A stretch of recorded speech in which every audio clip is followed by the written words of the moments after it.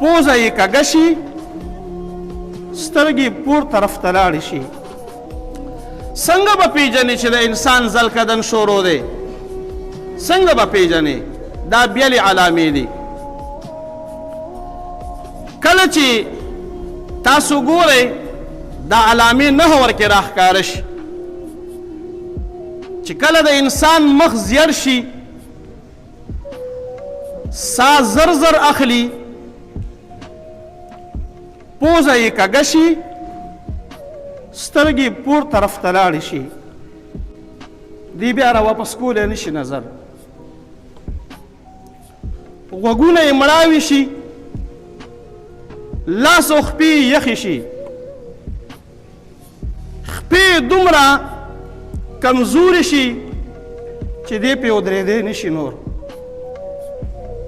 شونډې یې وچې شي د ذلقدن د سختو د وجې نه، او د ګیرې ویښتان یې خواره واره شي. علما فرمایي تاسو پوه شئ چې اوس د دې وخت کې د ذلقدن شروع دی. ناست کسان ګیر چاپېره هغوی له پکار دي چې دې وخت کې دا علامې ورکې وویني، هغوی د ځان سره شروع کړي اشهد ان لا اله الا الله وحده لا شریک له واشهد ان محمدا عبده ورسوله.